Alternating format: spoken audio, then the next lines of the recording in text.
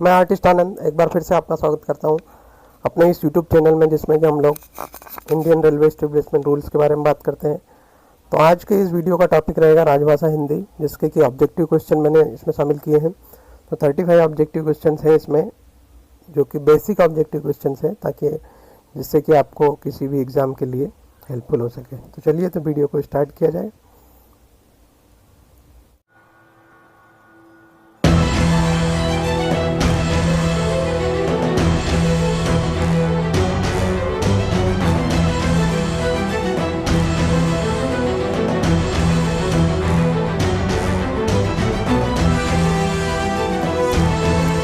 इसमें सबसे पहला क्वेश्चन ले लेते हैं। संविधान सभा ने हिंदी को राजभाषा के रूप में कब स्वीकार किया था? किसी भी देश की एक राजभाषा होती है जो राजकीय कामकाज के लिए होती है, उसके लिए किसी न किसी भाषा को चुना जाना चाहिए। तो पहली जो राजभाषा कब चुनी गई? हिंदी को 14 सितंबर 1949 को चुना गया। भारत का संविधान कब लागू हुआ? 26 जनवरी 1950 को भारत का संविधान लागू हुआ। हिंदी दिवस कब मनाया जाता है? तो हिंदी दिवस जिस दिन हिंदी को राजभाषा के रूप में चुना गया था, उसी दिन हिंदी दिवस के रूप में मनाया जाता है। संविधान के किन अनुच्छेदों में राजभाषा संबंधी प्रावधान है? तो राजभाषा संबंधी प्रावधान अनुच्छेद 120, 210, 343 से 351 तक में राजभाषा संबंधी प्रावधान दिए गए हैं। राजभाषा संबंधी प्रावधान संविधान के किन भाग में दिए गए? तो भाग नंबर 5, 6 और 17 में दिए गए हैं। संविधान का भाग 17 संसद में किस तारीख को पारित हुआ? 17 हिंदी के संबंध में था, तो ये 14 सितंबर 1949 को जिस दिन हिंदी को राजभाषा के रूप में चुना गया, उसी दिन भाग 17 को संसद में पारित हुआ संविधान का भाग। संघ की राजभाषा क्या है? तो संघ की राजभाषा हिंदी है, देवनागरी लिपि है। लिपि जो है देवनागरी रहेगी, राजभाषा हिंदी रहेगी। और जो शब्दों के अक्षर रहेंगे, जो अंक रहेंगे, वो अंतर्राष्ट्रीय 1, 2, 3, 4 जो रहेंगे वो रहेंगे। संविधान के किन अनुच्छेदों में राजभाषा आयोग संबंधी प्रावधान है? राजभाषा आयोग के गठन के लिए जो प्रावधान दिया गया था, वो अनुच्छेद 344 के अधीन किया गया कि राजभाषा आयोग का गठन किया जाए। संविधान के किन अनुच्छेदों के अनुसार संसदीय राजभाषा समिति का गठन किया है? संसदीय राजभाषा समिति का गठन किया गया है अनुच्छेद 344 के 4 सब रूल नंबर 4 से। संविधान के अनुसार 344 का 4 के अनुसार संसदीय समिति में कुल कितने सदस्य होते हैं? संसदीय समिति मतलब होती है पार्लियामेंट्री कमेटी।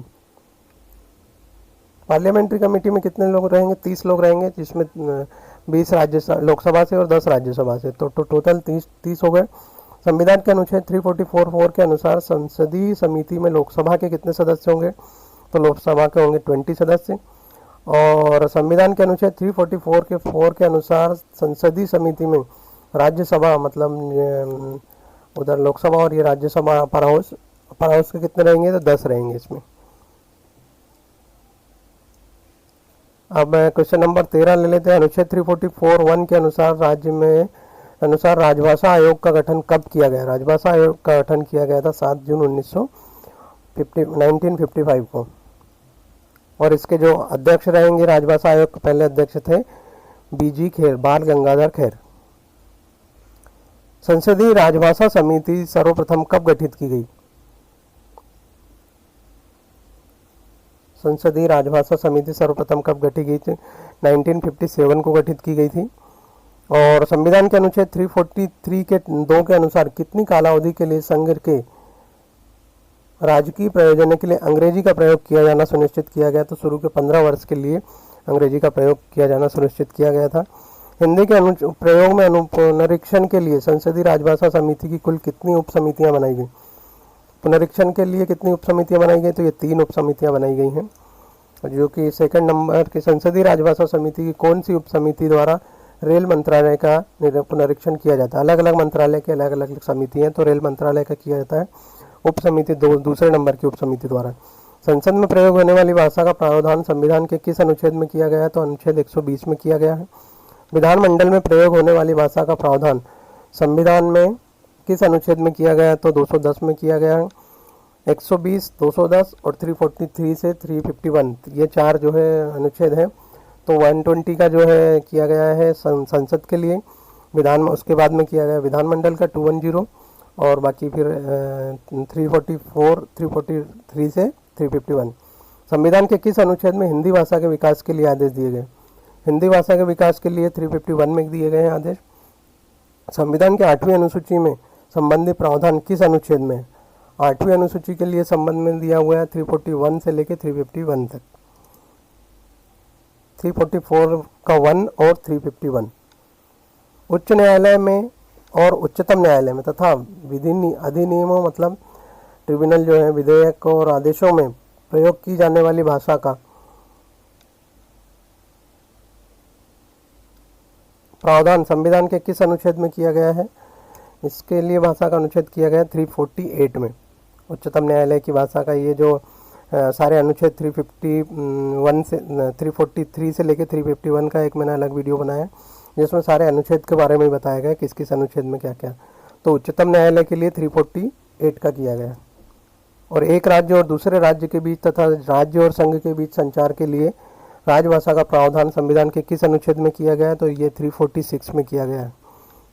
संसद के दोनों सदनों द्वारा राज्य भाषा संकल्प कब पारित किया गया? तो ये 18 जनवरी 1968 को पारित किया गया था, जब DNAR रूल्स लाया था उसी साल में ये पारित किया था, ये याद रख, 18 जनवरी 1968। राष्ट्रपति द्वारा पारित आदेश हिंदी में कब जारी किया गया? तो पहली बार कब जारी किया गया था? 27 मई 1952 को। राजभाषा आयोग की सिफारिशों पर विचार करने के लिए गठित समिति के प्रथम अध्यक्ष कौन थे? अब ये राजभाषा आयोग की सिफारिशों पर विचार करने के लिए गठित समिति, जो समिति बनी थी उसके अध्यक्ष कौन थे? तो GB पंत, गोविंद वल्लभ पंत थे।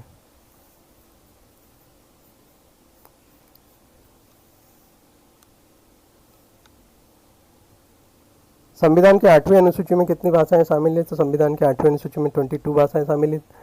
संविधान के भाग 5 में भाषा संबंधी उपबंध किस अनुच्छेद में? जो संविधान के पहले जो ऑब्जेक्टिव आया था उसमें आया था हमने भाग 5, 6 और भाग 17। तो भाग 5 का संबंध किस अनुच्छेद से है?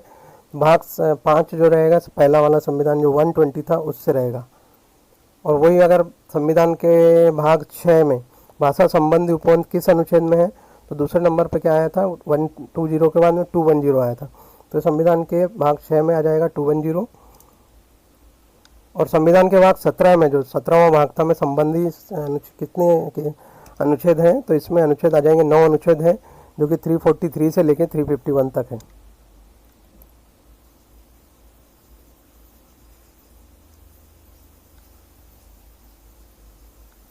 आठवीं अनुसूची में कौन सी विदेशी भाषा शामिल है?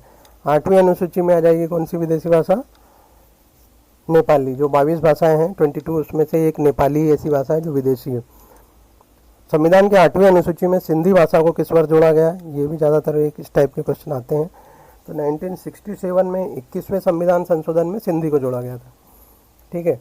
उसके बाद में संविधान के 8वीं अनुसूची में नेपाली, कोंकणी, मणिपुरी ये तीनों को किस वर्ष जोड़ा गया था? तो ये 71 अमेंडमेंट में जोड़ा गया था 1992 में। और तीसरा अमेंडमेंट आया था जिसमें कि मैथिली, बोडो और संथाली को जोड़ा गया था, उसको जोड़ा गया था 92 में संविधान अमेंडमेंट में, जो कि 2003 में आया था।